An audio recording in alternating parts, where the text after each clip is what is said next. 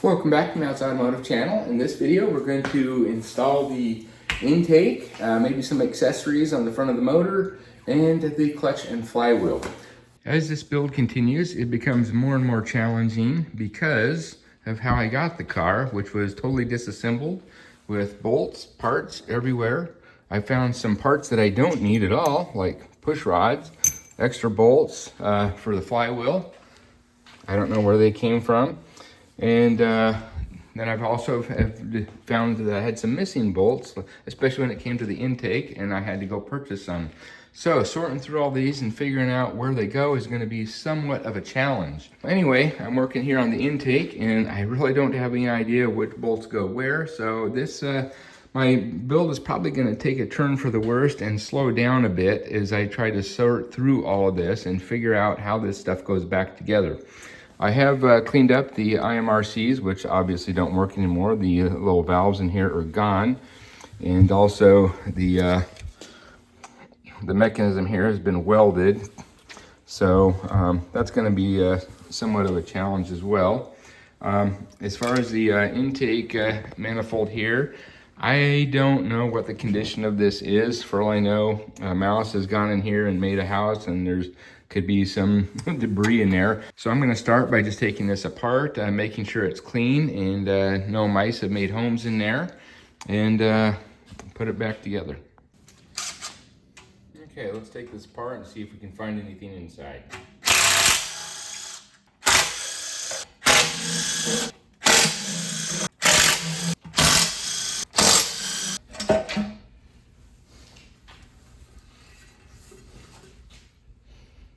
So far it doesn't look too bad.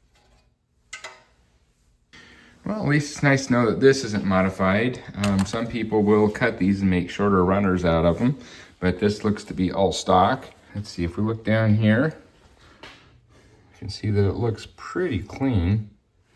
So I don't think I'm going to do a whole lot here. I'll probably just blow it out with some air and then just get some of this corrosion off and kind of just button it back up. Now with it all apart, and start cleaning it. Now with all the loose material and debris that's falling down in here, let's just blow it out.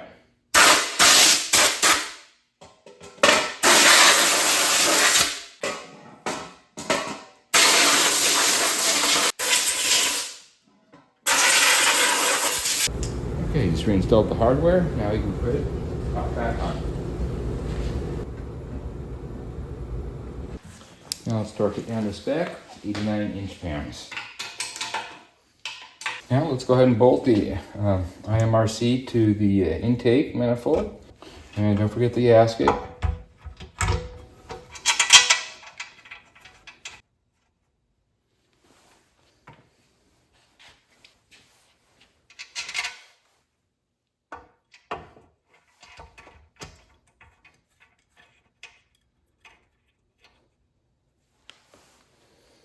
Okay, now I don't have the gaskets that meet up with the heads yet, so I have those on order, so I'm going to have to wait to go any further with this. Okay, I just wanted to show you one of the problems I'm going to have here. First of all, the two bolts that go into the front of the intake here serve multiple purposes. It's a M8 by 125 bolt that goes down into the heads, and then the top part is an M6 that sticks out, a little stud that other things bolt to, like the alternator. This little bracket here that goes over the alternator that kind of organizes your spark plug wires, and then also the two holes here for the coolant crossover tube. Problem is, they're not included in my pile of parts, and the part has been discontinued. I went to the Ford dealer and they circled the number that I need for it, but they're just not manufactured anymore. So I went online and got a little bit better picture, and they're like this. I think he said they're 142 millimeters long, and not only the bolt with the little stud come out the top, there's a little spacer in there and additional nuts and that sort of thing, and those are really needed to space everything out correctly here. However, I just cannot get that bolt. But in my parts pile, I did have a couple of these. They're long enough, and so I'm going to use these instead and bolt these down, but I'm going to have to come up with some spacers and everything and put these in last once all these other components have been installed. and then torque everything down. So going to be a bit more of a challenge here, but that's all I can do given the cards I have to play here. Also, this coolant crossover tube is obviously seeing better days. There's an O-ring that seals where it goes into the head here, these two. And then I believe there's also an O-ring here that couples these two pieces together. However, remember previously had this car use some hose clamps and a hose. I don't know if they were aware that there is an O-ring in here. So I'm gonna pull this apart, and hopefully we can just replace the O-ring in there and get rid of this. The reason Ford built it this way is so it could accommodate different variations of the motor, and you could easily spread this apart going back and forth. So anyway, we'll pull that apart and see what we can do with that. But first of all, we're going to have to address this issue with the bolts, and also there's an issue here with the wiring harness and the knock sensors. So this is what we're going to have to make the bolts accommodate. It's going to have to accommodate this bracket here that goes over the alternator for the plugs, and the crossover coolant tube, and also the alternator itself. So here are the new gaskets that go between the IMRC and the heads. And in case you're wondering, there's the part number. One thing we need to do before we install the intake is deal with things that go under the intake, one of which is this coolant tube here. So this end here has seen better days, and I went ahead and got some new tubing here that I'll just cut to length and then put it on the end. I'm also tempted to get out the wiring harness at this point because I don't know how difficult it's going to be to plug in those knock sensors once the intake and everything is on. I'll kind of have to set the thing on there and see if I can reach my hand in there and make those connections. If I can, I'll go ahead and hold off on the wiring harness. Otherwise, I'll have to dig that out and kind of figure out how things are going to get routed around the motor.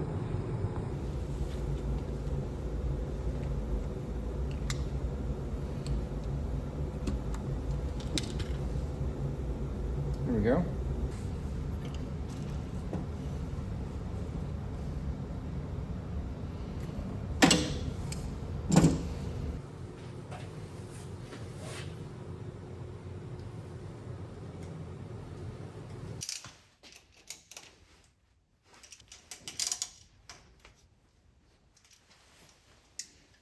All right, we have the coolant tube bolted in here now, and one of these clamps is a spring clamp and the other is a screw type.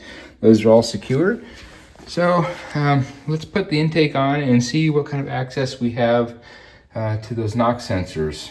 I just pulled the box out of the trunk, and here's all the wiring harness stuff. So let's sort through this and see if we can find what wiring harness we need to put onto the motor. Oh boy, this is going to get fun. Since I didn't take the motor apart, I don't really know where any of this stuff goes. I'm just going to have to kind of figure it out as we go along here. Since the knock sensors at this point are going to be the most difficult ones to get access to, I need to find out which one of these connectors goes to that. And yeah, based on this spaghetti mess here, I think I'm going to kind of put this on here and then work around it, and that way I'll make sure I don't forget to plug anything in as I put all the components back onto the motor. So let's go ahead and pull this intake back off and figure out where things go. Okay, here's the bulkhead that plugs in onto the passenger side of the car near the firewall. So we know it's going to be positioned about like this. So I just discovered that the knock sensors have a separate harness that connects into the main harness. So we could just hook this in first and then put all the intakes in and then hook up the main harness later. So that's not a problem. However, this particular one looks like somebody's worked on it. They did some work here. There's supposed to be two of these connectors, obviously, because we got 1 and 2 knock sensors in there, but we only have one. I checked the continuity on this thing, and it looks like what they did was, notice at the end of this plug has 4 4 conductors in there. And so I think what they did was take these 2 and then just splice them in to the other 2 here. So it kind of fools the system into thinking it's got 2 knock sensors when in reality only 1 was hooked up. Another thing is this plug is already coming apart. I mean, it does fit on here and slide over the knock sensor just fine. However, when I did that, the little yellow tabs in here started to separate and come out of the connector. So I'm just gonna go ahead and order another one of these harnesses with 2 connectors on them. Okay, let's go ahead and take this coolant crossover tube apart.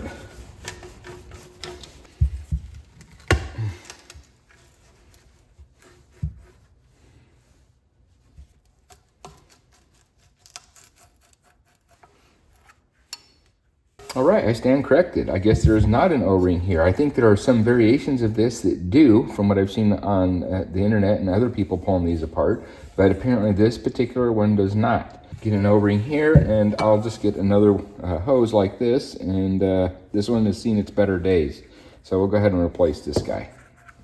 So the only O-rings are these 2, and these have lost all their elasticity. I mean, it's as hard as a rock there, so we'll go ahead and pull these out and order up some new ones. Wow, those are hard. Unbelievably hard. Oh boy, look how brittle that is.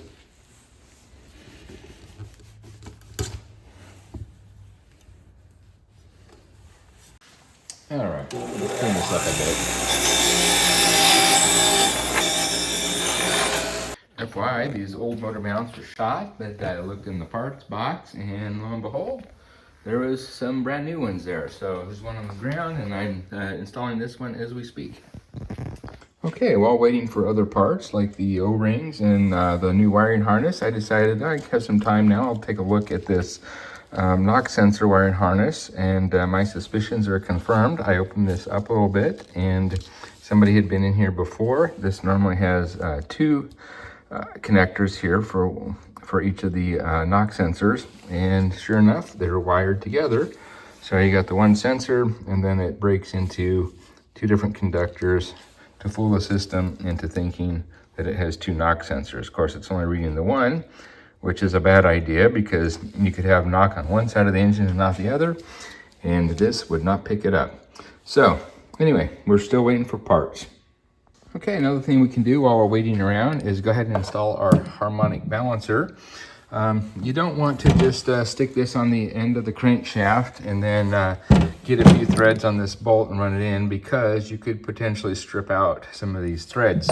So there is an install tool, and basically this will thread all the way into the crank, and that way when it pushes the balancer in, you're pulling against many threads instead of just a few that could potentially damage your bolt. All right, let's start by first lubing up the balancer here, and then also a little bit of oil around the seal itself, and also there on the inside as well. And then we'll just kind of put it on loosely here to begin with. And just make sure the keyway is lined up with the notch and the pulley. And this is a very, very tight fit. You can see I'm pushing on here pretty good, and it does not go on far. And I don't know why it has to be such a tight fit, but it is on these motors. So this is where the tool comes in handy. So let's go ahead and thread in our tool. And before we thread in our tool, we'll have to thread on this guy here first, which is going to be used to push against the pulley to insert it. So we'll get this on here really far, and then we can go ahead and thread this in. And this way we'll take full advantage of all the threads that are in the crank, and we don't have to worry about stripping anything out. You can see there's quite a few threads there. Okay, now we can crank this down, and now I'll just get a couple wrenches and start pushing it on. Okay, with the small threads here, we're not going to turn that. We're just going to use this to hold everything in position, and we'll just start twisting the big nut here to push the pulley on.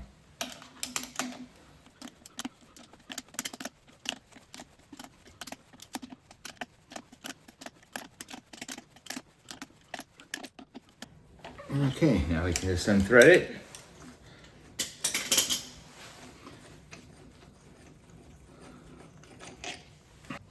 All right, I guess I'll mention this before somebody says something, because inevitably somebody will say something. I have not followed the factory service manual to a T here, because before putting the pulley on, they recommend that you put a little bit of RTV on the woodruff key before you push it in.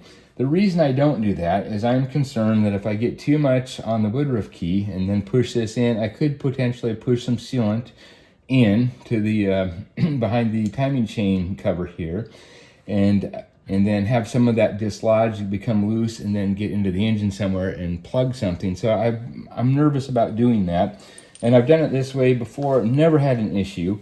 So, but I like to take a little bit of the RTV and then apply it right there where the key is, and then also put a little bit just around the edge of the bolt here, and then push it in. That way, if by putting the sealant here, it probably won't leak in here, but even if it does, it's not going to get out beyond this washer here when that is pushed in. So anyway, that's the reason I'm doing it this way. And again, I've just never had an issue, but I really fear getting debris into the motor, because once that happens, it can be catastrophic. So anyway, that's my reasoning. All right, so I get this little bit of sealant here, and then just kind of push it into where the key is, where you could potentially have some leakage.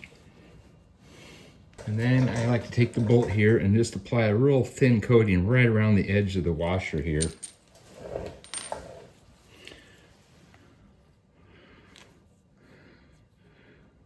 Looks like I'm about due for a new tube of this stuff. Okay. I'm going to spread this real thin right around the edges here. Now, go ahead and push the bolt in here. I'll go ahead and install the bolt. And there is a sequence with this as well.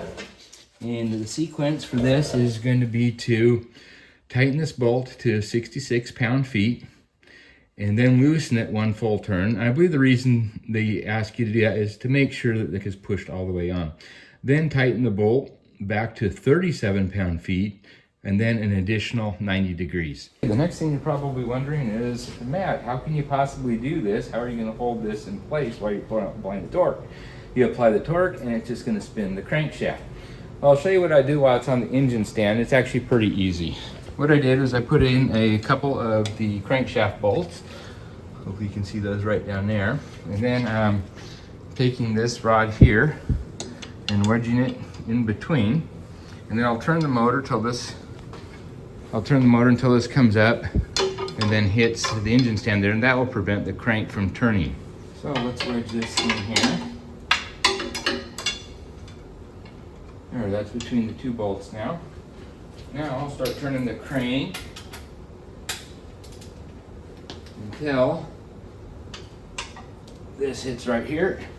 Now it's held in place. Now we can apply all kinds of torque to the crankshaft.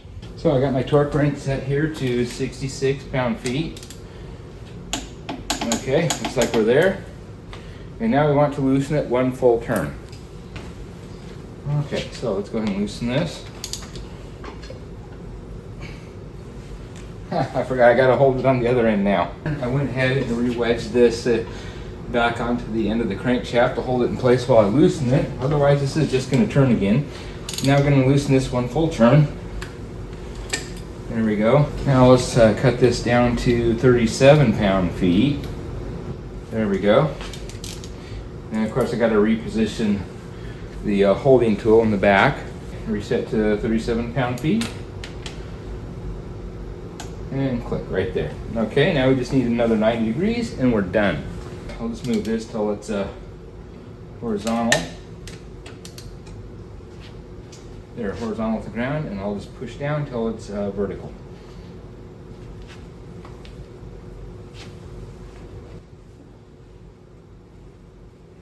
And there we go. Finally, we got the new wiring harness for the knock sensors. So we'll be able to put that in, and I kind of laid the engine harness out here to kind of see if everything's going to line up and figure out where things go, and got the coil packs on here temporarily anyway, along with the alternator. And so everything looks like it's in place. So I'm going to take this stuff back off. I have separated the injectors from the intake, and I plan on taking each of these guys out. And I got a cleaning kit here for the injectors. So it allows you basically to plug these injectors into a can of carb cleaner and electrify the injectors to open them up and spray them out. So we'll give that a shot as well. Also just received the new heater hose, which is going to go here on the back of the motor, right into this port here. And of course those two hoses there are going to go to the heater core. So anyway, things are starting to come together here. Also, we got some new O-rings here for the coolant crossover tube, along with a new coupler here from PRE. So that should be able to go together pretty soon. And I was missing 3 of the bolts from the water pump, and so I had to order some new ones from Ford. And there's the number if you're interested. Okay, let's go ahead and put the water pump on. And the reason I ordered the new bolts is you can't have them too long, and I didn't want to get extra long ones and try to cut them, so I just got the right ones, and they also have the washer on them. But if you have one that's too long, it'll come through the backside here and then hit part of the water pump and rub against it. So anyway, real important with the bolts, make sure that they're the proper length. These are 10 mm, and they will be torqued down to 18 pound-feet.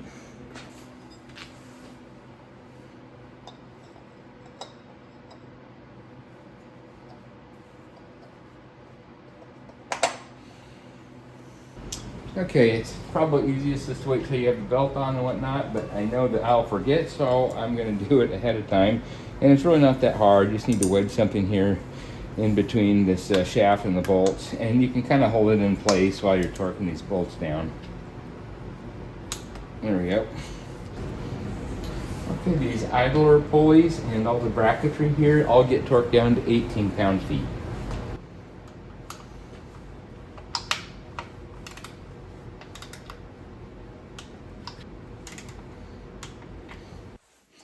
Okay, let's plug in our wiring harness for the knock sensors.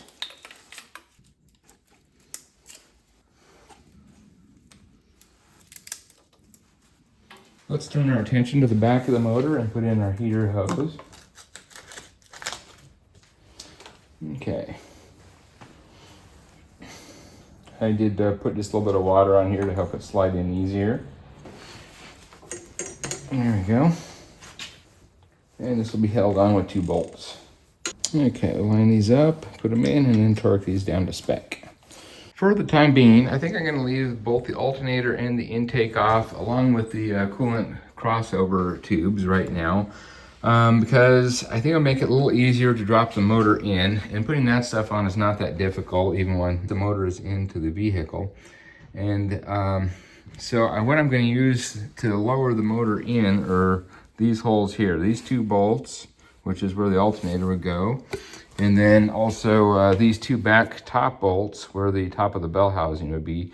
And also by leaving the intake off, it's going to allow me to get those 2 top bell housing bolts in a little easier, because I'll be able to do it from the top instead of having to use long extensions from underneath the car. So I think overall it'll just be a little easier to go that route. So at this time, let's turn our attentions to these fuel injectors and get these cleaned up. Let's start by taking these injectors out.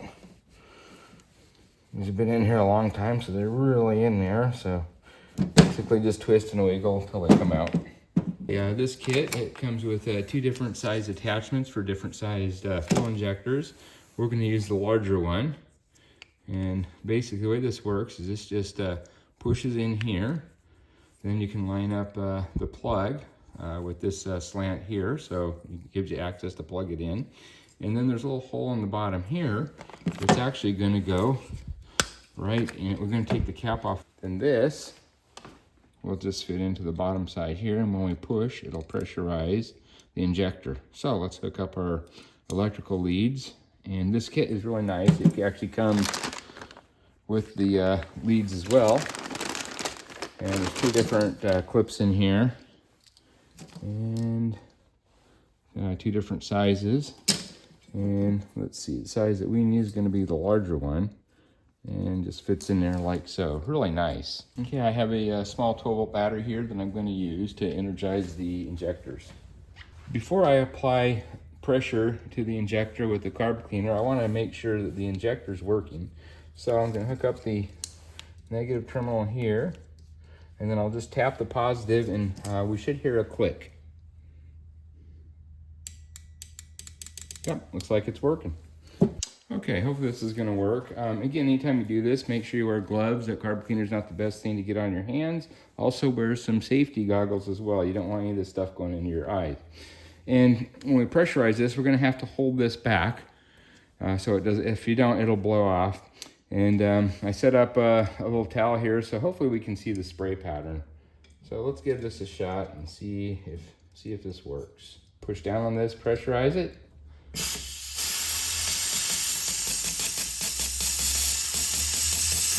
Boy, that leaks a lot.